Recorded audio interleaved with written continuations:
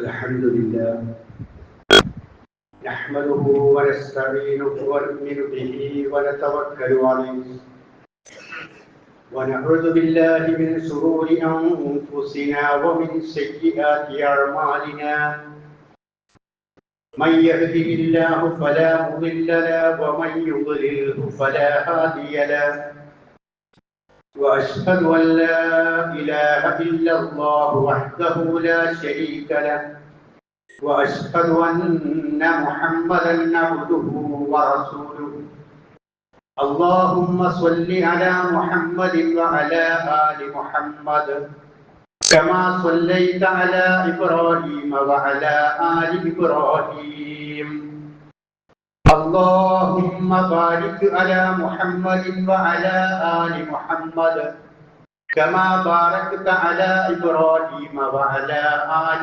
إبراهيم إنك حميد مجيد أما بعد فإن خير الحديث كتاب الله وخير الهدي هدي محمد صلى الله عليه وسلم وشر الأمور محدثاتها وكل محدثة بدعة وكل بدعة ضلالة وكل ضلالة في النار يا أيها الذين آمنوا اتقوا الله حق تقاته ولا تموتن إلا وأنتم مسلمون أيها الإخوان والأخوات أوصيكم عباد الله ونفسي أولا بتقوى الله أعوذ بالله من الشيطان الرجيم بسم الله الرحمن الرحيم حافظوا على الصلوات والصلاة الوسطى وقوموا لله قانتين. ബഹുമാന്യരായ സത്യവിശ്വാസികളെ വിശ്വാസികളെ, സർവശക്തനായ പടച്ച തമ്പുരാന്റെ വിധിവിലക്കുകൾ ജീവിതത്തിലുടനീളം സൂക്ഷിച്ച് ജീവിച്ച് അവന്റെ സ്വർഗം നേടാൻ അർഹരാകുന്ന ആളുകളുടെ കൂട്ടത്തിൽ ഉൾപ്പെടണമെന്ന് ആദ്യമായി എന്നോടും ശേഷം നിങ്ങളോടും ഉപദേശിക്കുകയാണ്, വസിയ്യത്ത് ചെയ്യുകയാണ്. പല ആളുകളും പലപ്പോഴും ഉന്നയിച്ചിട്ടുള്ളത് നമുക്കെല്ലാവർക്കും ഉണ്ടാകാൻ സാധ്യതയുള്ളതുമായ ഒരു സംശയത്തെ സംബന്ധിച്ചാണ് ഞാൻ ഇന്നത്തെ ഖുതുബയിൽ വിശദീകരിക്കുക. അഥവാ ഇരുന്ന് നമസ്കാരം, അതല്ലെങ്കിൽ കസേരയിൽ ഇരുന്ന് നമസ്കാരം, ഈ വിഷയവുമായി ബന്ധപ്പെട്ടു. അങ്ങനെ ഒരു നമസ്കാരം നമസ്കരിക്കേണ്ട അവസ്ഥ ഈ വർത്തമാന കാലഘട്ടത്തിൽ ചെറുപ്പക്കാരായ ആളുകൾക്ക് വരെ പലപ്പോഴും ഉണ്ടായിത്തീരാറുള്ളതാണ് എന്നതും നമുക്കറിയാവുന്നതാണ്. രണ്ടാമത്തെ ഖുതുബയിൽ ചുരുങ്ങിയ സമയം കൊണ്ട് വിശദീകരിച്ച് തീർക്കാൻ കഴിയാത്തതാകയാൽ ഒരു ഖുതുബ തന്നെ അതിനു വേണ്ടി ചെലവഴിക്കുകയാണ്. ഒരു വിശ്വാസിയുടെ ജീവിതത്തിന്റെ നെടുംതൂണാണ് നമസ്കാരം എന്ന് നമുക്കറിയാം.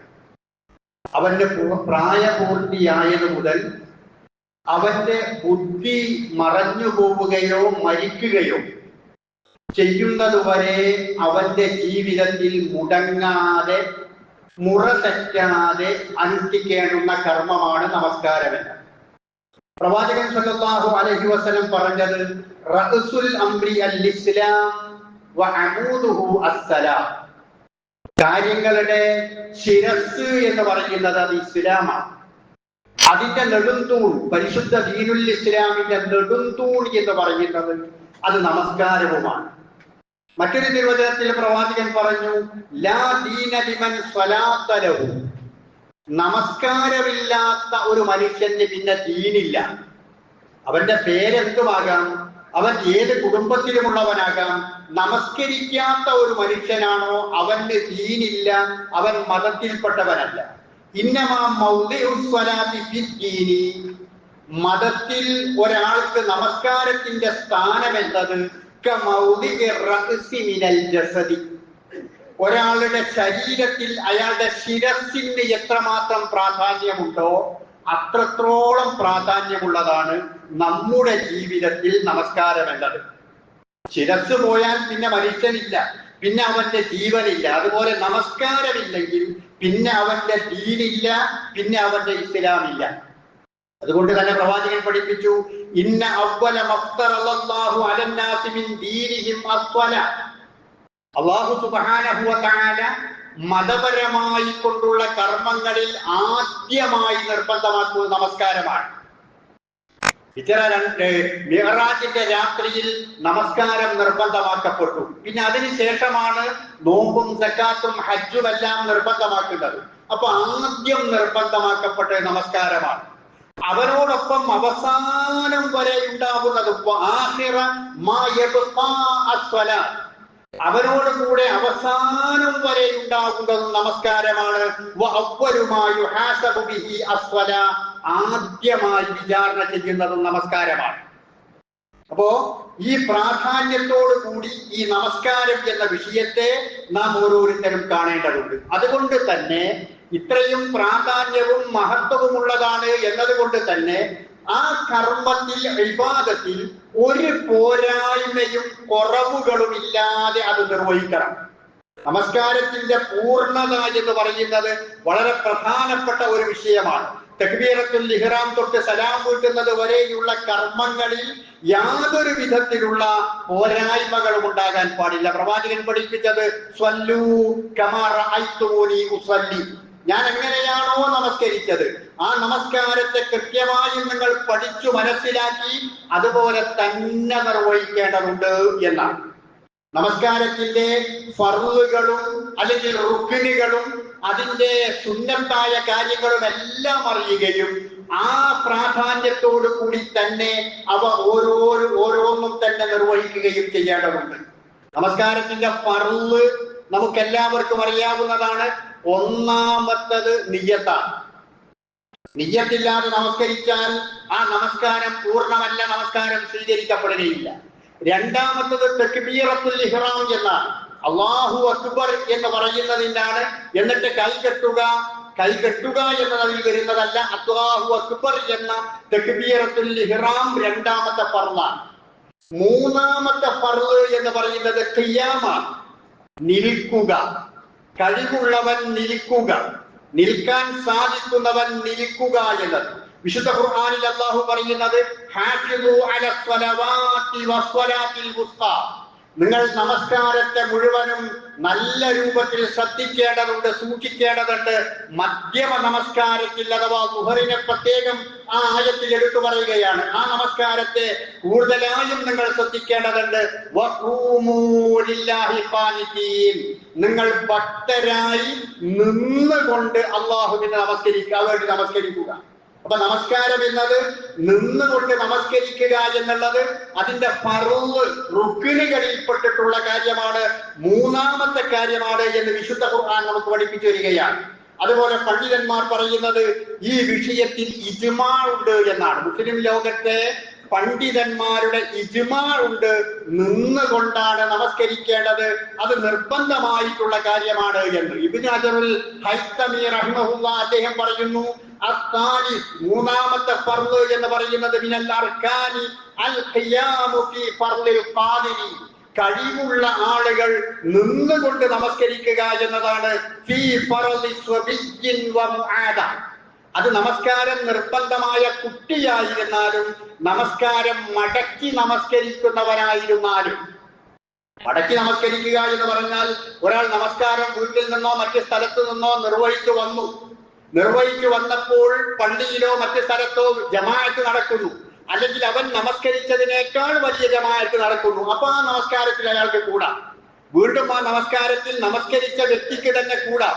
അങ്ങനെ നമസ്കരിക്കുന്ന നമസ്കാരക്കാരനായിരുന്നാലും നിൽക്കുക എന്നുള്ളത് നിർബന്ധമായിട്ടുള്ള കാര്യമാണ് എന്ന് ഇബ്നു ഹജറുൽ ഹൈതമി റഹിമഹുല്ലാഹ് അദ്ദേഹം പഠിപ്പിക്കുകയാണ്. അതുപോലെ ഫുഖഹാക്കൾ പറയുന്നത് മൻ സ്വല്ല അൽ ഫരീള ജാലിസൻ. ഒരാൾ ഇരുന്നാണ് നമസ്കരിക്കുന്നത് എങ്കിൽ നിൽക്കാൻ അയാൾക്ക് കഴിവുള്ളതോടുകൂടി അയാൾ ഇരുന്നാണ് നമസ്കരിക്കുന്നത് എങ്കിൽ അയാളുടെ നമസ്കാരം ബാത്തിലാണ്. നിൽക്കാൻ കഴിവുള്ള ഒരു വ്യക്തി അയാൾ നിന്നുകൊണ്ട് നമസ്കരിക്കാതെ ഇരുന്നു കൊണ്ടാണ് നമസ്കരിക്കുന്നത് എങ്കിൽ അയാളുടെ നമസ്കാരം ബാത്തിലാണ് എന്ന് പണ്ഡിതന്മാർ പഠിപ്പിക്കുകയാണ്.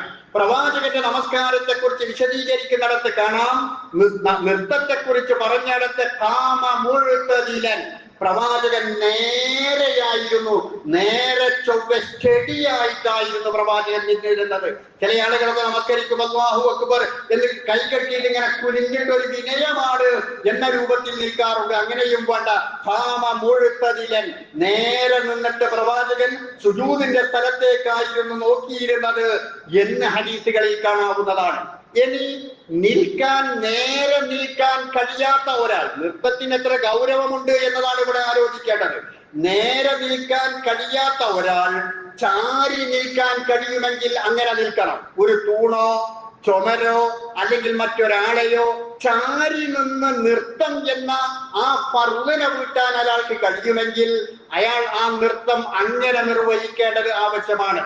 അതുമല്ല, ഒരാൾ താങ്ങി എഴുന്നേൽപ്പിച്ചാൽ, ചില ആളുകൾക്ക് സ്വന്തമായി നിൽക്കാൻ കഴിയില്ല, പക്ഷെ പിടിച്ചെഴുന്നേൽപ്പിച്ച് അവിടെ നിർത്തിയാൽ പിന്നെ അവിടെ നിന്നോളും. അങ്ങനെയുള്ള ആളാണെങ്കിൽ പിടിച്ചെഴുന്നേൽപ്പിച്ചിട്ട് നിർത്താൻ അയാൾ ആളെ നിശ്ചയിക്കേണ്ടതാണ്, അല്ലെങ്കിൽ മറ്റാരോടെങ്കിലും സഹായം ചോദിക്കേണ്ടതാണ്. അങ്ങനെ എഴുന്നേൽപ്പിച്ചാൽ ഒരാൾക്ക് നിൽക്കാൻ കഴിയുമെങ്കിൽ അതിന് കൂലി കൊടുത്തിട്ടെങ്കിലും ആളെ നിശ്ചയിക്കണം എന്നും കർമ്മശാസ്ത്ര പണ്ഡിതന്മാർ പറഞ്ഞിട്ടുണ്ട്. ഈ പറഞ്ഞതിൽ നിന്നൊക്കെ ഈ രൂപത്തിൽ നിൽക്കുക എന്നതിന് എത്രമാത്രം പ്രാധാന്യമുണ്ട് എന്ന് നമുക്ക് മനസ്സിലാവുന്നതാണ്. എന്നാൽ ഇസ്ലാം പ്രകൃതി മതമാണ്. ഈ നമസ്കാരം നിർബന്ധമാക്കിയത് പടച്ചവനാണ്. അത് നിർവഹിക്കണമെന്ന് പറഞ്ഞത് പടച്ചവനാണ്. ജീവിതത്തിന്റെ വിവിധ ദശകളിലൂടെ കടന്നു പോകുന്ന മനുഷ്യർക്കൊക്കെ ഈ പറഞ്ഞ ഖിയാം എന്നത് ഇപ്പറഞ്ഞ പൂർണ്ണ രൂപത്തിൽ നിർവഹിക്കാൻ കഴിയുകയില്ല എന്നത് പടച്ചവൻ അറിയാവുന്നതാണ്. അതുകൊണ്ട് തന്നെ അല്ലാഹു സുബ്ഹാനഹു വ തആല ഏതൊരു വിഷയത്തിലും എന്നതുപോലെ തന്നെ വിശുദ്ധ ഖുർആനിൽ നമ്മോട് പറയുന്നത് വത്തഖുല്ലാഹ മസ്തതഅ്തും, നിങ്ങളെ കൊണ്ട് സാധ്യമാകുന്ന അത്ര നിങ്ങൾ അല്ലാഹുവിനെ സൂക്ഷിക്കുക എന്നാണ്. സാധ്യമാകുന്ന അത്ര ഏതൊരു വിഷയമായിരുന്നാലും അത്ര നിങ്ങൾ അല്ലാഹുവിനെ സൂക്ഷിക്കുക. അതുപോലെ വിശുദ്ധ ഖുർആൻ മറ്റൊരു വചനത്തിൽ ലാ യുകല്ലിഫുല്ലാഹു നഫ്സൻ ഇല്ലാ വുസ്അഹാ, ഒരാളോടും അവന്റെ കഴിവിലും സാധ്യതയിലും പെട്ടതല്ലാതെ അല്ലാഹു സുബ്ഹാനഹു വ തആല കൽപ്പിക്കുകയില്ല. അവന് ബുദ്ധിമുട്ടാകുന്ന തരത്തിലുള്ള നിർബന്ധ കൽപ്പനകളോ ഐച്ഛികമായ കൽപ്പനകളോ അള്ളാഹുവിൽ നിന്നുണ്ടാവുകയില്ല. ഇങ്ങനെ വിശുദ്ധ ഖുർആൻ നമുക്ക് പഠിപ്പിച്ചു തരുന്നു. പ്രവാചകൻ സല്ലല്ലാഹു അലൈഹി വസല്ലം പറയുന്നു, വഇദാ അമർതുകും ബിഅംരിൻ ഫഅ്തു ബിഹി മസ്തതഅ്തും, ഞാൻ വല്ല കാര്യവും നിങ്ങളോട് കൽപ്പിച്ചാൽ സാധിക്കുന്ന അത്രയും നിങ്ങൾ അത് പ്രാവർത്തികമാക്കുക. അപ്പോ പറഞ്ഞതിന്റെ ചുരുക്കം, ഖിയാം എന്നത് നിർബന്ധമാണ്, ഫർളാണ്, റുക്നാണ്. അത് എങ്ങനെയായിരുന്നാലും അത് നിർവഹിക്കാൻ തന്നെ നോക്കണം. എന്നാൽ പ്രകൃതി മതമായ ഇസ്ലാം അങ്ങനെ പ്രയാസപ്പെടുന്ന ആളുകൾക്ക് അതിൽ നിന്ന് ഇളവ് അനുവദിച്ചിട്ടുണ്ട്. പ്രവാചകൻ സല്ലല്ലാഹു അലൈഹി വസല്ലം തന്നെ ഇരുന്ന് നമസ്കരിച്ചിട്ടുണ്ട്. അനസ് ഇബ്നു മാലിക് റളിയല്ലാഹു അൻഹു ഉദ്ധരിക്കുന്ന ഒരു ഹദീസിൽ സഖത്തൻ നബിയ്യു സല്ലല്ലാഹു അലൈഹി വസല്ലം അൻ ഫറസിൻ ഫജുഹിശ ശിഖുഹു അൽ ഐമൻ, പ്രവാചകൻ ഒരിക്കൽ കുതിരയുടെ പുറത്തു നിന്ന് വീണു. പ്രവാചകന്റെ വലതു ഭാഗത്തിന് അല്പം മുറിവേറ്റു. ആ സമയത്ത് പ്രവാചകന്റെ അടുക്കലേക്ക് പ്രവാചകനെ സന്ദർശിക്കുവാൻ വേണ്ടി ഞങ്ങൾ പ്രവേശിച്ചു. അങ്ങനെ നമസ്കാരത്തിന്റെ സമയമായി. പ്രവാചകൻ ഇരുന്നു കൊണ്ട് നമസ്കരിച്ചു. ഞങ്ങളും അദ്ദേഹത്തിന്റെ പുറകിൽ ഇരുന്നു കൊണ്ട് നമസ്കരിച്ചു.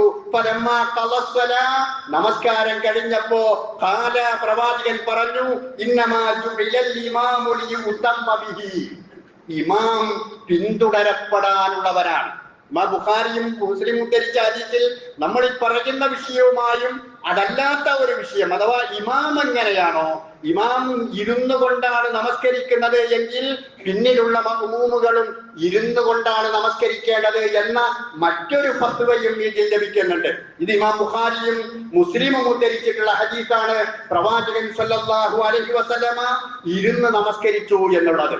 അതുപോലെ തന്നെ ഇമ്രാൻ ഇബ്നു ഹുസൈൻ റളിയല്ലാഹു അൻഹു എന്ന സഹാബി അദ്ദേഹം പ്രവാചകരോട് ചോദിച്ചു, കാനത്ത് ബി ബവാസീർ, എനിക്ക് അർശസ് രോഗമുണ്ട്, മൂലക്കുരുവിന്റെ അസുഖമുണ്ട്, ഒരുപാട് പ്രയാസം പല രൂപത്തിൽ അനുഭവിക്കുന്ന ഒരു രോഗമാണത്. ഞാൻ പ്രവാചകൻ സല്ലല്ലാഹു അലൈഹി വസല്ലമയോട് അങ്ങനെയുള്ള ഞാൻ എങ്ങനെ നമസ്കരിക്കണം എന്ന് പ്രവാചകനോട് സംശയം ചോദിച്ചു. അപ്പൊ പ്രവാചകൻ പറഞ്ഞു, സ്വല്ലി ഖായിമൻ, നീ നിന്നുകൊണ്ട് നമസ്കരിക്കുക. അതിനൊക്കെ നിനക്ക് കഴിയില്ലേ, നീ ഇരുന്നു കൊണ്ട് നമസ്കരിക്കുക. അതിനും നിനക്ക് കഴിയില്ലേ, നീ ഒരു ഭാഗത്തിലായി നിന്നുകൊണ്ട് ഏതെങ്കിലും ഒരു ഭാഗത്തായി കൊണ്ട് നമസ്കരിക്കുക. ഇങ്ങനെ ഏത് രൂപത്തിലായിരുന്നാലും നിന്നുകൊണ്ട് കഴിയുമെങ്കിൽ അങ്ങനെ, സാധ്യമാവില്ലെങ്കിൽ ഇരുന്നു കൊണ്ട്, അതിനും കഴിയില്ലെങ്കിൽ കിടന്നുകൊണ്ടാണെങ്കിൽ അങ്ങനെ, ഏത് രൂപത്തിലായിരുന്നാലും നമസ്കാരം നിർവഹിക്കുകയും അതിന്റെ ഈ ഉദിറുകൾ സ്വീകരിക്കുകയും ചെയ്യണം എന്ന് പ്രവാചകൻ പഠിപ്പിക്കുകയാണ്. നിൽക്കാൻ സാധ്യമല്ലാത്ത ആളുകൾ ഇരുന്നു കൊണ്ട് നമസ്കരിച്ചാൽ പ്രതിഫലത്തിന് വല്ല കുറവും വരുമോ? ഇല്ല, ഒരിക്കലുമില്ല. പ്രതിഫലത്തിന് യാതൊരു കുറവും വരില്ല. പ്രവാചകൻ പറഞ്ഞു, ഇദാ മരിളൽ അബ്ദു ഔ സാഫറ കുതിബ ലഹു മിസ്ലു മാ കാന യഅമലു മുഖീമൻ സ്വഹീഹൻ. ഒരാൾ രോഗിയായി അല്ലെങ്കിൽ യാത്രക്കാരനായി അങ്ങനെ വരുന്ന സമയത്ത് അയാൾ നിർവഹിക്കുന്ന ആരാധനകൾക്ക് ആരോഗ്യമുള്ളവനും നാട്ടിൽ താമസിക്കുന്നവനുമായ ആളുകൾ നിർവഹിക്കുന്ന ആ ഇബാദത്തുകളുടെ പ്രതിഫലം പൂർണ്ണമായും നൽകപ്പെടും, കുറവ് വരൂല. യാത്രയിൽ കസറാക്കുകയാണെങ്കിൽ 2 റക്അത്തായിട്ടാണ് നമസ്കരിക്കുന്നത്. ളുഹറും അസറും കൂടി 4 റക്അത്തേ ഉണ്ടാകൂ. അതുകൊണ്ട് കുറഞ്ഞു പോകുമോ? പ്രതിഫലം ഇല്ല, പൂർണ്ണമായും പ്രതിഫലം നൽകപ്പെടും. അതുപോലെ രോഗിയായി കിടക്കുന്ന സമയത്ത് ഈ പറഞ്ഞ പല പ്രതിബന്ധങ്ങളും ഉണ്ടാകുമ്പോൾ അതിനനുസരിച്ചുള്ള രൂപങ്ങൾ സ്വീകരിക്കേണ്ടി വരും. ചിലപ്പോ ഇരിക്കേണ്ടി വരും, ചിലപ്പോ കിടക്കേണ്ടി വരും, ചിലപ്പോ ഒതുവെടുക്കുന്നത് പൂർണ്ണമായും വെള്ളം കൊടുത്ത് കഴിഞ്ഞുകൊള്ളണമെന്നില്ല, അതല്ലെങ്കിൽ കിബിലക്ക് തിരിയാൻ കഴിഞ്ഞുകൊള്ളണമെന്നില്ല. അങ്ങനെയൊക്കെയായിരുന്നാലും പൂർണ്ണമായ പ്രതിഫലം ഒട്ടും കുറയാതെ നൽകപ്പെടും എന്നാണ് പ്രവാചകൻ സല്ലല്ലാഹു അലൈഹി വസല്ലം പഠിപ്പിക്കുന്നത്. എന്നാൽ സുന്നത്ത് നമസ്കാരങ്ങൾ നിൽക്കാൻ കഴിവുള്ളതോടുകൂടി തന്നെ ഇരുന്ന് നമസ്കരിക്കാവുന്നതാണ്. ഇപ്പൊ തറാവീഹ് നമസ്കാരമായിരുന്നാലും ഫർള് നമസ്കാരത്തിന്റെ അപ്പുറവും ഇപ്പുറവുമുള്ള റവാത്തിബ് സുന്നത്ത് നമസ്കാരങ്ങളായിരുന്നാലും ആ നമസ്കാരങ്ങൾ നിൽക്കാൻ കഴിവുള്ളതോട് കൂടി തന്നെ ഇരുന്ന് നമസ്കരിക്കാവുന്നതാണ്. പക്ഷേ ഒരു പ്രശ്നമുണ്ട്, സ്വലാത്തുൽ ഖാഇദി അലൽ നിസ്ഫി മിൻ സ്വലാത്തിൽ ഖായിമി. അവിടെ നിന്ന് നമസ്കരിക്കുന്നവരെക്കാൾ പകുതി കൂലിയെ ആ ഇരുന്ന് നമസ്കരിക്കുന്നവരുണ്ടാകൂ. കാരണം എന്താ? നിൽക്കാൻ കഴിഞ്ഞിട്ടും ഇരുന്നതാണ്. ഫർള് നമസ്കാരത്തിനല്ല, സുന്നത്ത് നമസ്കാരത്തിനാണ്. അവൻ ഇരുന്നാണ് നമസ്കരിക്കുന്നത് എങ്കിൽ അവന് പകുതി നമസ്കാരം മാത്രമാണ് കൂലി മാത്രമാണ് ഉണ്ടാവുക എന്ന് പഠിപ്പിക്കപ്പെടുകയാണ്. അപ്പൊ ഇരിക്കണം, ഇരിക്കാം. ഫർള് നമസ്കാരത്തിന് ഇരിക്കാം എന്ന് പറഞ്ഞ സ്ഥലത്ത് എവിടെ ഇരിക്കണം? തറയിലിരിക്കണമോ, കസേരയിലിരിക്കണമോ, എവിടെ ഇരിക്കണം? അത് പ്രവാചകൻ പറഞ്ഞിട്ടില്ല. അതുകൊണ്ട് തന്നെ എവിടെയും ഇരിക്കാം. പണ്ഡിതന്മാർ ഇബ്നു ഹജർ റഹ്മഹുല്ലാഹ് പറയുന്നത്, തുഹ്ഫയിൽ വിശദീകരിക്കുന്നത്, ഫൽഹാസിലു അന്ന നബിയ സല്ലല്ലാഹു അലൈഹി വസല്ലം അമറൽ ആജിസ അനിൽ ഖുഊദി ബിൽ ഖിയാം. നിൽക്കാൻ കഴിയാത്ത ആളുകൾക്ക് ഇരിക്കാം എന്ന് പ്രവാചകൻ സല്ലല്ലാഹു അലൈഹി വസല്ലം കൽപ്പിച്ചിട്ടുണ്ട്. വലം യുഖയ്യിദുഹു ബിൽ ഖുഊദി അലൽ അർളി. അത് ഭൂമിയിൽ മാത്രമേ ഇരിക്കാൻ പാടുള്ളൂ എന്ന് ഒരു നിബന്ധന വെച്ചിട്ടില്ല. ഫലാ യസിഹു ലിഅഹദിൻ അൻ യുഖയ്യിദഹാ മാ അത്ലഖ റസൂലുള്ളാഹി സ്വല്ലല്ലാഹു അലൈഹി വസല്ലം ബിഗൈരി ബുർഹാനിൻ. ഒരു തെളിവുമില്ലാതെ ആ രൂപത്തിലുള്ള നിബന്ധനകൾ മറ്റാർക്കും വെക്കാനും പാടില്ല.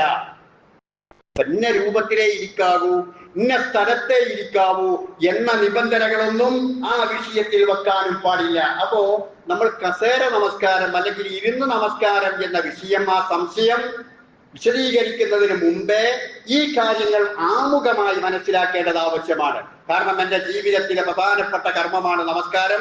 ജീവിതത്തിൽ ഒരിക്കലും ഞാനത് ബോധമുള്ളിടത്തോളം കാലം ഒഴിവാക്കാൻ പാടില്ല. മരണം വരെ എന്റെ കൂടെ ഉണ്ടാവേണ്ടുന്ന കാര്യമാണ്. ആ രൂപത്തിലാണ് ഇസ്ലാം എനിക്ക് പഠിപ്പിച്ചു വന്നിട്ടുള്ളത്. ആ നമസ്കാരം എന്നത് അതിന്റെ കൃത്യതയോടുകൂടി കണിശതയോടുകൂടി ഉണ്ടാവണം. അതിന്റെ ഫർളുകളും സുന്നത്തുകളുമെല്ലാം പാലിച്ചുകൊണ്ടാകണം. എന്നാൽ അതിലേതെങ്കിലും ഒന്ന് പാലിക്കാൻ കഴിയില്ല എന്നതിന്റെ പേരിൽ നമസ്കാരം ഒഴിവാക്കുകയല്ല വേണ്ടത്. ചിലപ്പോൾ ചില ആളുകളുടെ എന്താണ് നിസ്കരിക്കാതെ എന്ന് വെച്ചാൽ കൈമലൊരു മുറി പറ്റി എന്ന് പറയുന്ന ആളുകളുണ്ട്. കുട്ടികളൊക്കെ ചിലപ്പോൾ അങ്ങനെ പറയാം, എന്താണ് നിസ്കരിക്കാൻ വരാതെ കൈമലൊരു മുറിയുണ്ട് അതുകൊണ്ട് നിസ്കരിച്ചില്ല. എന്തെങ്കിലും ഒരു ചെറിയ കാര്യം ഉണ്ടാകുമ്പോഴേക്ക് നമസ്കാരം ഒഴിവാക്കുകയല്ല, അതിന്റെ പ്രതിവിധി എന്താണോ ആ രൂപത്തിലാണ് അത് നിർവഹിക്കേണ്ടത്. അതിൽ ഏറ്റവും പ്രധാനപ്പെട്ടതാണ് ഖിയാം. ഖുർആനും ഹദീസും വ്യക്തമായി പഠിപ്പിച്ചു വന്നിട്ടുള്ള കാര്യമാണ്. പ്രവാചകൻ ഇരുന്ന് നമസ്കരിച്ചിട്ടുണ്ട്, സ്വഹാബത്ത് ഇരുന്ന് നമസ്കരിച്ചിട്ടുണ്ട്. അതിന്റെ പ്രതിഫലം പൂർണ്ണവുമായിരിക്കും, അതിന് ഒരു നിബന്ധനയും വെച്ചിട്ടില്ല എന്നതൊക്കെ നാം ആമുഖമായി മനസ്സിലാക്കേണ്ടതാണ്. ഇനി ഈ കസാര നമസ്കാരം അല്ലെങ്കിൽ ഇരുന്ന് നമസ്കാരം എന്ന് പറയുന്നത് നമ്മുടെ നാട്ടിൽ വ്യാപകമാണ്.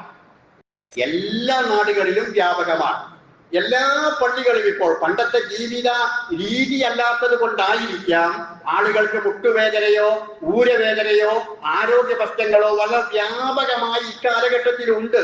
പണ്ട് കാലഘട്ടങ്ങളിലൊന്നും പ്രായമായാലും ഈ ഒരു പ്രശ്നം ഉണ്ടാവാറില്ലായിരുന്നു.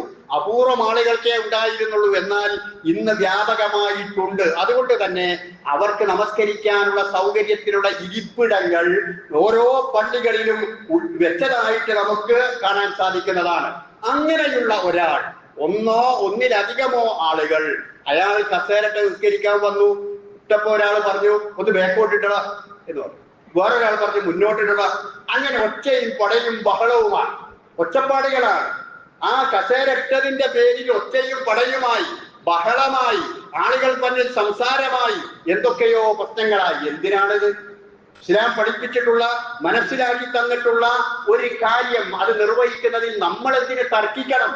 ഞാൻ പറഞ്ഞു, നബി ഇരുന്ന് നമസ്കരിച്ചിട്ടുണ്ട്, സഹാബികൾ ഇരുന്ന് നമസ്കരിച്ചിട്ടുണ്ട്. പക്ഷേ അവരുടെ നമസ്കാരത്തിൽ ആ ഇരിപ്പിടം എവിടെ വെച്ചു എന്ന് കാണുന്നില്ല. അവരുടെ നമസ്കാരത്തിൽ ഇരുന്ന് നമസ്കരിച്ച ആ സമയത്ത് ആ ഇരിപ്പിടം സഫിൽ നിന്ന് മുന്നോട്ടാണോ പിന്നോട്ടാണോ വെച്ചത് എന്ന് കാണുന്നില്ല. ഹദീസുകളിൽ കൃത്യമായി അത് വന്നിട്ടില്ല.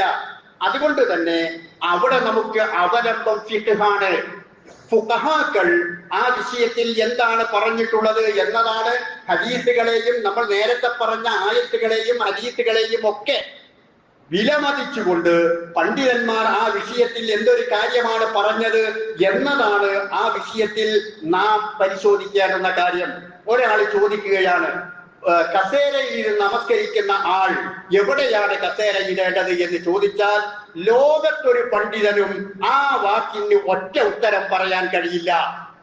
ഒറ്റ ഉത്തരം, ഒറ്റയടിക്ക് യെസ് ഓർ നോ എന്ന രൂപത്തിൽ ഒറ്റ മറുപടി പറയാൻ കഴിയില്ല. ഏതൊരു ചോദ്യം പോലെ, നീ നിന്റെ ഉമ്മാനെ പണ്ട് തച്ചതുപോലെ എപ്പോഴും തല്ലാറുണ്ടോ എന്ന് ചോദിച്ചാൽ എന്താ മറുപടി പറയാ? ഉണ്ട് എന്ന് പറഞ്ഞാൽ പണ്ടും തല്ലാറുണ്ട്, ഇപ്പോഴും തല്ലാറുണ്ട് എന്ന് വരും. ഇല്ല എന്ന് പറഞ്ഞാൽ പണ്ട് ഞാൻ തച്ചിരുന്നു, ഇപ്പം തല്ലാറില്ല എന്ന് വരും. അതുപോലെ ഒരു ചോദ്യമാണത്. കസേര മുന്നോട്ടിടണോ പിന്നോട്ടിടണോ എന്ന് ചോദിച്ചാൽ. പിന്നെയോ ഈ കസേര ഉപയോഗിക്കുന്ന ആളുകൾ, അയാളെ കുറിച്ച് ആദ്യം പഠിക്കണം. അയാളെ കുറിച്ച് ആദ്യം പഠിക്കണം. 3 തരക്കാറുണ്ടാകും കസേര ഉപയോഗിക്കുന്നവർ. 3 തരക്കാറുണ്ടാകും കസേര ഉപയോഗിക്കുന്നവർ. അതിൽ ഒന്നാമത്തെ വിഭാഗം എന്ന് പറയുന്നത്, അയാൾക്ക് സുജൂദ് ചെയ്യാൻ കഴിയില്ല. സുജൂദ് ചെയ്യാൻ ശാരീരികമായ പ്രയാസങ്ങളുണ്ട്. റുക്കൂൾ അയാൾക്ക് ചെയ്യാം, ഖിയാം അയാൾക്ക് നിർവഹിക്കാം. ഖിയാമിന് പറ്റും, നിൽക്കാൻ അയാൾക്ക് കഴിയും. റുക്കൂഴും ആ നൃത്തത്തിലും തന്നെ ചെയ്യാൻ കഴിയും. പക്ഷെ സുജൂദ് അയാൾക്ക് നിർവഹിക്കാൻ കഴിയില്ല. ഇങ്ങനെയുള്ള ആളാണ്. ഇങ്ങനെയുള്ള ആൾ തീർച്ചയായും ഖിയാമിൽ നിന്നിരിക്കണം. അതാ ഞാൻ നേരത്തെ പറഞ്ഞ, ചില ആളുകൾ സുജൂദ് ചെയ്യാൻ കഴിയാത്ത ആളുകളും ഓടി വന്നിട്ട് കസാരയിലാണ് ഇരിക്കും. അത് നിസ്കാരം ബാത്തിലാണ്, നിസ്കാരം അല്ലാഹ് സ്വീകരിക്കൂല. അയാൾക്ക് സുജൂദേ ചെയ്യാൻ കഴിയാത്തതുള്ളൂ. അങ്ങനെയുള്ള ആളുകൾ ആദ്യം തൊട്ടേ നമസ്കാരത്തിൽ നിന്ന് നമസ്കരിക്കാൻ പാടില്ല. അയാളുടെ നമസ്കാരം അല്ലാഹു സ്വീകരിക്കുകയില്ല. ആ നമസ്കാരം ബാത്തിലാണ്. പണ്ഡിതന്മാരായ ഫുഖഹാക്കളായ ആളുകളൊക്കെയും ആ രൂപത്തിൽ തന്നെയാണ് പറഞ്ഞിട്ടുള്ളത്. ഖിയാം ഫർളാണ്, ഖിയാം അയാൾക്ക് കഴിയും, അതുകൊണ്ട് ഖിയാം അയാൾ നിന്നുകൊണ്ട് നിർവഹിച്ചിട്ടില്ലെങ്കിൽ അയാളുടെ നമസ്കാരം ബാത്തിലാണ് എന്നാണ് പറഞ്ഞിട്ടുള്ളത്. ബാക്കിയുള്ളത് അയാൾക്ക് റുക്കൂഅ് അയാൾക്ക് നൃത്തത്തിൽ ചെയ്യാം, സുജൂദാണെങ്കിൽ അതിനു വേണ്ടിയിട്ടാണ് ഇവിടെ ഈ കസേര എന്ന് പറയുന്നത്. അത് എവിടെ വേണം എന്ന് ഞാൻ പിന്നീട് പറയാം. അതിനു വേണ്ടി, അതും ഒരു ഇരുത്തം എന്നല്ല, ജസ്റ്റ് ഒരു ഇരുത്തം. ഇരുന്ന് എന്നൊരു വിശ്രമം എടുക്കാനുള്ള സമയവും അല്ല. സുജൂദിലേക്ക് പോകുന്നതിന് മുമ്പ് റുക്കൂഅ് കഴിഞ്ഞിട്ട് അയാൾക്ക് ഈ രൂപത്തിൽ കസേരയിൽ ഒന്ന് ഇരുന്ന് സുജൂദിലേക്ക് അങ്ങ് പോകാനുള്ള ഒരു അല്പസമയം, അത് മാത്രമാണ് അവിടെ എടുക്കുന്നത്. ഇനി അതും ഉപേക്ഷിക്കാം. ഈ ഒന്നാമത്തെ വിഭാഗത്തിന് തന്നെ നമസ്കാരത്തിൽ കസേര ഒഴിവാക്കാം. കാരണം അയാൾക്ക് നിൽക്കാൻ കഴിയും, റുക്കൂഅ് ചെയ്യാൻ കഴിയും. അപ്പോ അയാൾ നിന്നുകൊണ്ട് തക്ബീറത്തുൽ ഇഹ്റാം കെട്ടുന്നു, റുക്കൂഅ് ബാക്കി ഫാത്തിഹയും ബാക്കിയുള്ള കാര്യങ്ങളൊക്കെ ചെയ്യുന്നു, എന്നിട്ട് നമസ്കാരത്തിലേക്ക് റുക്കൂഇലേക്ക് പോകുന്നു നിന്നുകൊണ്ട് തന്നെ. പിന്നീട് ആ റുക്കൂഇൽ നിന്ന് ഇഴ്തിദാലിലേക്ക് വരുന്നു, എന്നിട്ട് അയാൾ സുജൂദിലേക്ക് പോകുന്നു. റുക്കൂഇന് കുനിഞ്ഞതിനേക്കാൾ അല്പം കൂടി താഴോട്ട് നിൽക്കുക, റുക്കൂഇന് കുനിഞ്ഞതിനേക്കാൾ അല്പം കൂടി താഴോട്ട് നിൽക്കുക, അത് സുജൂദാണ്. അതുപോലെ അവിടെ സുബ്ഹാന റബ്ബിയൽ അഅല എന്നോ സുബ്ഹാനകല്ലാഹുമ്മ റബ്ബനാ വബിഹംദിക അല്ലാഹുമ്മ ഗ്ഫിർലി എന്നോ സുജൂദിൽ ചെല്ലുന്ന ദിക്റുകൾ ചെല്ലുക. അതിന്റെ ഇടയിലിരുത്തവും അങ്ങനെ തന്നെ അല്പം പൊന്തുക, നേരത്തെ ചെയ്ത റുക്കൂഇനേക്കാൾ അല്പം താഴ്ന്ന് സുജൂദിന് തല താഴ്ത്തുക. ഇത് നിന്നുകൊണ്ട് അയാൾക്ക് നിർവഹിക്കാം. അങ്ങനെ ചെയ്യുന്ന ആൾക്ക് ഇവിടെ കസേരയുടെ ആവശ്യം ഉത്ഭവിക്കുന്നില്ല. എന്നാൽ സുജൂദ് അങ്ങനെ ചെയ്യാൻ ആ റുക്കൂഇനേക്കാൾ അല്പം താവാനും കഴിയില്ല എന്നാൽ ആ രൂപത്തിലുള്ള ആളുകൾക്കാണ് കസേര ഇടാൻ വേണ്ടി അല്ലെങ്കിൽ ഇരിപ്പിടം ഇടാൻ വേണ്ടി നിർദ്ദേശിക്കപ്പെട്ടിട്ടുള്ളത്. അതാണ് ഒന്നാമത്തെ വിഭാഗം. രണ്ടാമത്തെ വിഭാഗം എന്നുള്ളത് കാലിന് വല്ല ഓപ്പറേഷനോ അതല്ലെങ്കിൽ കാലിന് കുഴച്ചിലോ ഉള്ള ആളുകൾ. അവർ നിന്നാൽ നിൽക്കാൻ കഴിയില്ല, തീരെ അവർക്ക് നിൽക്കാൻ കഴിയില്ല. നിന്നാൽ കാലിന് വല്ലാത്ത വേദനയാണ്, അല്ലെങ്കിൽ കാലിന് വല്ലാത്ത തരിപ്പാണ്. ഒരു നമസ്കാരം കഴിയുന്നത് വരെ ഒപ്പിക്കാൻ അയാൾക്ക് കഴിയില്ല, വളരെ വിഷമമുണ്ടാകും. അങ്ങനെയുള്ള ആളാണ്. എന്നാൽ അയാൾക്ക് തറയിലിരിക്കാനോ സുജൂദ് ചെയ്യാനോ ബുദ്ധിമുട്ടില്ല. തറയിലിരിക്കാനോ സുജൂദ് ചെയ്യാനോ അയാൾക്ക് ബുദ്ധിമുട്ടില്ല. അയാൾ കസേര ഉപയോഗിക്കുകയല്ല വേണ്ടത്, അയാൾ തറയിൽ ഇരിക്കുകയാണ് വേണ്ടത്. അയാൾ തറയിൽ സഫ് ഒപ്പിച്ചിരിക്കുകയാണ്. ആ ബാക്കിയുള്ള ആളുകൾ എങ്ങനെയാണോ സഫ് കെട്ടിയത്, അയാളുടെ പുറകു വശം സഫിനെ കണക്കാക്കിയിട്ട് ആ സഫിൽ അയാൾ ഇരിക്കുകയാണ് വേണ്ടത്. ആ ഇരുത്തം അയാൾക്ക് പ്രയാസമുണ്ടാകുന്ന കാര്യമല്ല, അയാൾക്ക് കഴിയും. അവിടെയും പണ്ഡിതന്മാർ പറഞ്ഞത് അവിടെ ഇഫ്തിറാസിന്റെ ഇരുത്തമാണ് ഏറ്റവും ഗുണകരം എന്നാണ്. ഇഫ്തിറാസിന്റെ ഇരുത്തം എന്ന് പറഞ്ഞാൽ രണ്ടാമത്തെ റക്അത്തിൽ നമ്മൾ ഈ അത്തഹിയ്യാത്തിൽ ഇരിക്കാറില്ലേ, ആ രൂപത്തിലുള്ള ഇരുത്തം, അതാണ് ഏറ്റവും നല്ലത്. അല്ല, തവറുക്കിന്റെ അവസാനത്തെ റക്അത്തിൽ ഇരിക്കുന്ന ഇരുത്തമാണ് അയാൾക്ക് കഴിയുക എങ്കിൽ അങ്ങനെയും ഇരിക്കാവുന്നതാണ്. ഏതായിരുന്നാലും രണ്ടാമത്തെ വിഭാഗത്തിന്റെ കസേര ഇല്ല, കസേര വേണ്ടതില്ല.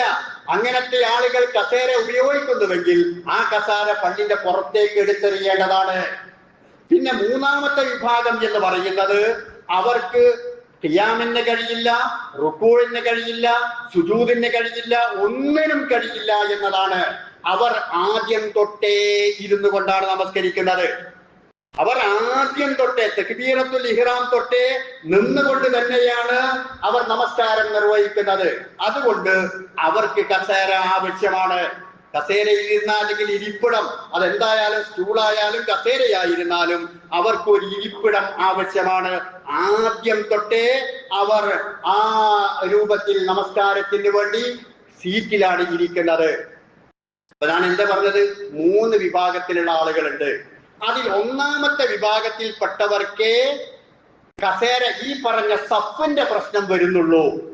അത് തന്നെ പകുതി വേണമെങ്കിൽ അയാൾക്ക് ഒഴിവാക്കാം, കസേര ഒഴിവാക്കാം, അയാൾക്ക് തന്നെ റുക്കൂഅ് ചെയ്തു അല്പം കൂടി കുനിഞ്ഞാൽ ഈ പ്രശ്നം ഒഴിവാക്കാവുന്നതാണ്.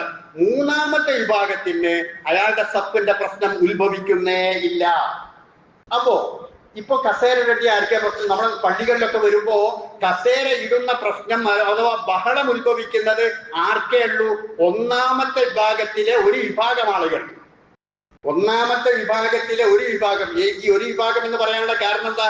ഒരു വിഭാഗം അല്ലാതെ നിസ്കരിച്ചു, എപ്പോഴും ഇങ്ങനെ ചെയ്തു, സുജൂദ് കുറച്ചു താഴ്ത്തി ചെയ്തു. അവർക്ക് കസേരല്ല, ഇല്ല വേണ്ട, ഞാൻ എനിക്ക് സുജൂദ് ചെയ്യാൻ കഴിയില്ല, ഞാൻ ഒന്നുകൂടി അഖ്റബ് അഥവാ സുജൂദിനോട് ഏറ്റവും അഖ്റബ് കസേരയിൽ ഇരുന്ന് കൊണ്ട് സുജൂദിലേക്ക് പോകുന്നതാണല്ലോ, അതുകൊണ്ട് ഞാൻ കസേര ഉപയോഗിക്കുന്നതാണ് എന്ന് പറയുന്ന ആളുകൾക്കാണ് കസേര നിർബന്ധമായിട്ടുള്ളത്. അപ്പൊ അയാൾ കസേര ഇടുമ്പോ കർമ്മശാസ്ത്ര പണ്ഡിതന്മാർ പറയുന്നത് അയാൾ ഖിയാമ് നിന്നുകൊണ്ടാണല്ലോ ചെയ്തത്. നിന്നുകൊണ്ടാണ് അയാളെ ഖിയാമ്, നിന്നുകൊണ്ടാണ് അയാളുടെ റുക്കൂഴ്, നിന്നുകൊണ്ടാണ് അയാൾ സഫ് കെട്ടിയത്. അപ്പൊ സഫ് കെട്ടുമ്പോ കാലിന്റെ മടമ്പാണ് സാധാരണ നോക്കാറുള്ളത്, കാലിന്റെ മടമ്പാണ് നോക്കാറുള്ളത്. അതുകൊണ്ട് അങ്ങനെ നമസ്കരിക്കുന്ന ആളുകൾ കാലിന്റെ മടമ്പൊപ്പിച്ചാണ് നിൽക്കേണ്ടത്. അപ്പൊ കസേര എവിടെ വരും? കസേര സഫിന്റെ പുറകിലേക്ക് വരും, സഫിന്റെ പുറകിലേക്ക് വരും. അടുത്ത സഫിൽ നിൽക്കുന്നവന് പ്രയാസമായി കൊണ്ടുവരും. അങ്ങനെ വരുമ്പോ അങ്ങനെ അവർക്ക് ബുദ്ധിമുട്ടുണ്ടാവുകയില്ലേ എന്ന് ചോദിക്കുന്ന ആളുകളോടും നേരത്തെ പറഞ്ഞ ആയത്തുകളാണ് ഫുഖഹാക്കൾ മറുപടി പറഞ്ഞിട്ടുള്ളത്. വത്തഖുല്ലാഹ, നീ പുറകിൽ ആദ്യം വന്നിട്ടുള്ള ആൾ ആദ്യം സഫ് കെട്ടി നമസ്കരിച്ചു, നീ പുറകിൽ വന്നപ്പോ ആ കസേരയുടെ പുറകിലാണ് നീ വരുന്നത് എങ്കിൽ, സഫിന്റെ നേരെ എങ്കിൽ വത്തഖുല്ലാഹ മസ്തതഅ്തും, നിന്നെ കൊണ്ട് സാധിക്കുന്നത്ര അള്ളാഹിനെ സൂക്ഷിക്കാണ് പറഞ്ഞത്. അതുകൊണ്ട് ലേശം അങ്ങോട്ട് മാറി നിന്നാളാ, അല്ലെങ്കിൽ ഇങ്ങോട്ട് മാറി നിന്നാളാ. അതല്ലെങ്കിൽ ഇടയ്ക്ക് തൂണ് വന്നിട്ടുണ്ട് എങ്കിൽ തൂണ് തട്ടി മാറ്റാറില്ലല്ലോ, ആ തൂണൊക്കെ വരുമ്പോ എങ്ങനെയാണോ നിങ്ങളുടെ മനസ്ഥിതി ആ രൂപത്തിൽ അങ്ങോട്ട് ഒടിഞ്ഞു നിന്നാൽ മതി എന്നാണ് പണ്ഡിതന്മാരായ ആളുകൾ വിശദീകരിച്ചിട്ടുള്ളത്. അപ്പോ മടമ്പൊപ്പിച്ച് നിൽക്കുകയും കസേര പുറകോട്ടിടുകയും ചെയ്യുക എന്നതാണ് ഫുഖഹാക്കളായ ആളുകൾ അതിന് മറുപടി പറഞ്ഞിട്ടുള്ളത്. എന്നാൽ ചുരുക്കം ചില പണ്ഡിതന്മാരായ ആളുകൾ ഈ പറഞ്ഞ രൂപത്തിൽ പ്രയാസങ്ങൾ ഉണ്ടാവാതിരിക്കാൻ വേണ്ടി സഫ് കസേര ഈ ഇരുന്ന് എല്ലാ കാര്യത്തിലും ഇരുന്ന് നമസ്കരിക്കുന്നത് പോലെ കസേര ഇടാം, അയാൾക്ക് അല്പം മുന്നോട്ട് തിരിക്കാം എന്ന് അഭിപ്രായപ്പെട്ടവരുമുണ്ട്.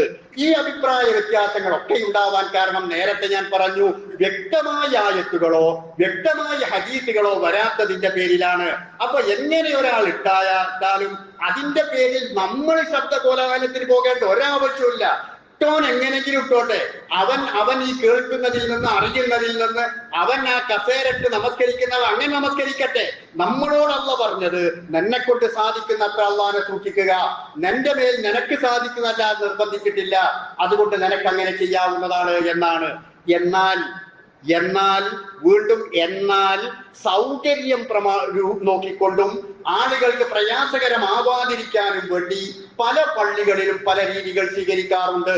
നമ്മുടെ ഈ പള്ളിയിൽ തന്നെ ജുമാഅക്ക് കുറെ ആളുകൾ 19 ആളുകളിലധികം കസേരയിൽ ഇരുന്ന് നമസ്കരിക്കുന്ന ആളുകളുണ്ട്. മറ്റുള്ളവർക്ക് നമ്മൾ ഈ പറഞ്ഞ പ്രയാസങ്ങൾ ഉണ്ടാവാതിരിക്കാൻ വേണ്ടി ആ കസേരകൾ ഒരു സൈഡിലൂടെ പുറകോട്ടിട്ട് പുറകിലെ സ്വപ്നമാണിടുന്നത് ഏറ്റവും നല്ല ഒരു രീതിയാണ്. നമ്മുടെ തൗഹീദ് മസ്ജിദിൽ ജമാഅത്തുകൾക്ക് ആ ഒരു സൈഡിലേക്ക് ഇരുന്ന് നമസ്കരിക്കുന്ന ആളുകൾ ഒരു സൈഡിലേക്ക് കസേര ഇട്ടാണ് നമസ്കരിക്കാറുള്ളത്. അതുകൊണ്ട് നിങ്ങളെല്ലാവരും സൈഡിൽ നിൽക്കേണ്ടവരാണ് എന്ന് പറയാനുള്ള അവകാശം നമുക്കില്ല. ഒരാൾ ഇമാമിന്റെ നേരെ പുറകിൽ വന്ന് കസേരയിൽ നിസ്കരിച്ചു, ഈ സൈഡിലേക്ക് പോടാ എന്ന് പറയാനുള്ള അവകാശവും അധികാരവും നമുക്കില്ല. മറിച്ച് അവർ നമസ്കാരത്തിന്റെ സഫുകൾക്ക് ഒരു അഭംഗിയുണ്ടാവരുത് എന്ന് മനസ്സിലാക്കിക്കൊണ്ട് അവർ ഒരു സൈഡിലേക്ക് നമ്മൾ പള്ളികളിൽ സ്വീകരിച്ച നിലപാട് പോലെ സ്വീകരിച്ചാൽ നല്ലതാണ്. അങ്ങനെയേ ചെയ്യാവൂ എന്നോ അങ്ങനെ ചെയ്യരുത് എന്നോ പറയാനുള്ള ഒരു തെളിവും പ്രമാണവും നമ്മുടെ മുമ്പിലില്ല. സൗകര്യപ്രദമാകുന്ന രൂപത്തിൽ ഈ വിഷയത്തിൽ നിലപാട് സ്വീകരിക്കാവുന്നതാണ്. അതുകൊണ്ട് ഈ ശബ്ദം കേൾക്കുന്ന ഇനി ഏതെങ്കിലും രൂപത്തിൽ കേൾക്കാൻ ഇടയാകുന്ന ഓരോ മുസ്ലിം സഹോദരനും സഹോദരിയും ഖിയാമിന്റെ പ്രാധാന്യം മനസ്സിലാക്കുകയും ഈ ഇരുത്തത്തിന്റെ നിയമങ്ങൾ മനസ്സിലാക്കുകയും ചെയ്തുകൊണ്ട് ആ കസേര സംവിധാനം സ്വീകരിക്കുക. ഈ വിഷയത്തിൽ ഒരു സംസാരവും പള്ളിയിലോ മറ്റ് ജമാഅത്തുകളിലോ നമസ്കരിക്കാൻ വരുന്ന ആളുകൾ പരസ്പരം ഉണ്ടാവേണ്ടതില്ല എന്നാണ് ഞാൻ മനസ്സിലാക്കുന്നത്. ഈ പറഞ്ഞ വിശദീകരണത്തിൽ നിന്ന് ഈ കാര്യങ്ങൾ നിങ്ങൾക്ക് മനസ്സിലായിട്ടുണ്ടാകും എന്ന് കരുതുകയാണ്. ഇനി ഇത് വീണ്ടും കേൾക്കണമെന്ന് ആഗ്രഹിക്കുന്ന ആളുകളുണ്ട് എങ്കിൽ ഈ സംസാരവും ഈ ഖുതുബയും സോഷ്യൽ മീഡിയയിൽ വരാറുണ്ട്. വീണ്ടും കേട്ട് ഈ പറഞ്ഞത് എന്താണ് എന്ന് കൃത്യമായി ഒന്നുകൂടി ഓർത്തെടുത്ത് ഇതിന്റെ പ്രമാണങ്ങൾ എന്താണ് എന്ന് വീണ്ടും ഒന്ന് ചർച്ച ചെയ്ത് അങ്ങനെ നിലപാട് സ്വീകരിക്കാവുന്നതാണ്. അല്ലാഹു സുബ്ഹാനഹു വ തആല നമ്മുടെ ജീവിതത്തിൽ നിർബന്ധമാക്കിയിട്ടുള്ള നമസ്കാരം കൃത്യമായി കണിശതയോടുകൂടി അതിന്റെ നിബന്ധനയോടുകൂടി നമസ്കരിക്കാൻ കഴിയുന്ന സാധിക്കുന്ന വിശ്വാസിനികളിൽ അല്ലാഹു സുബ്ഹാനഹു വ തആല നമ്മെ എല്ലാവരെയും ഉൾപ്പെടുത്തി അനുഗ്രഹിക്കുമാറാവട്ടെ.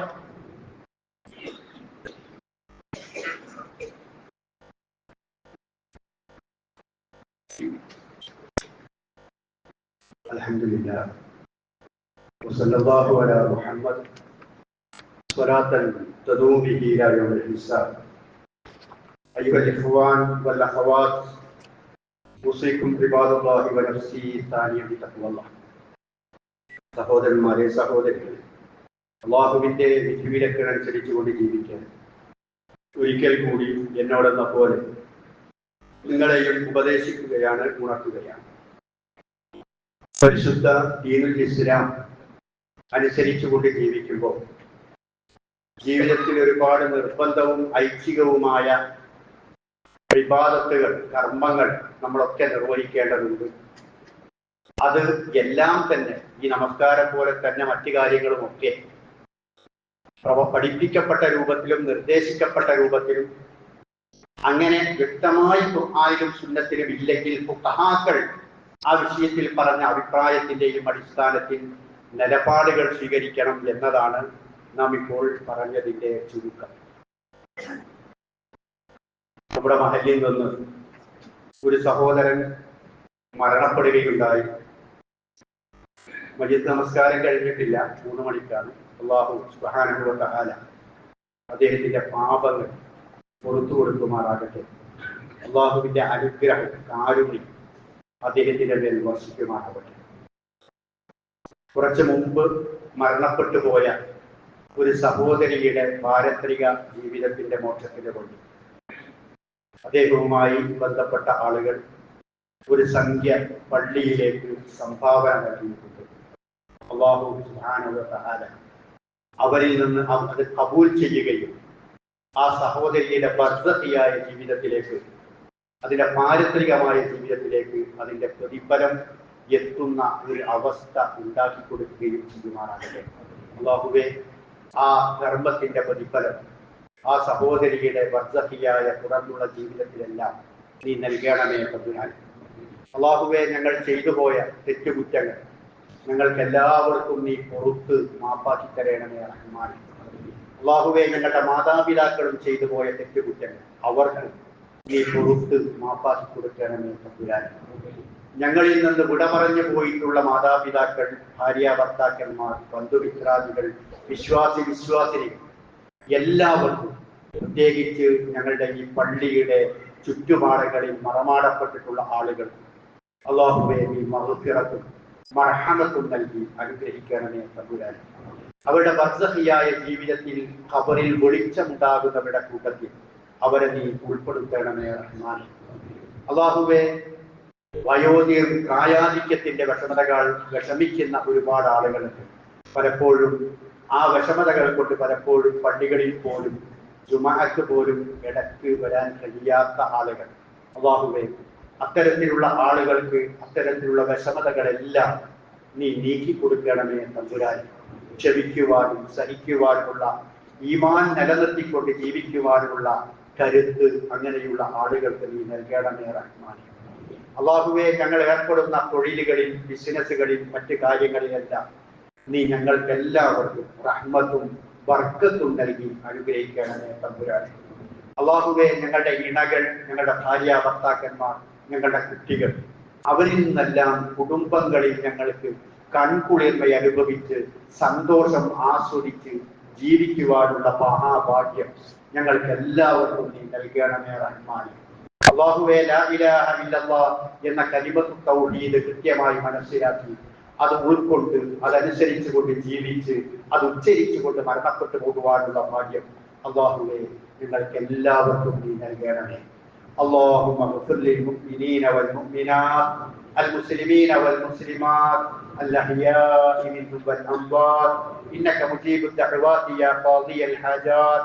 اللهم أحينا على الكتاب والسنة وأمتنا مع الإيمان والتوبة. ربنا آتنا في الدنيا حسنة وفي الآخرة حسنة وقنا عذاب النار.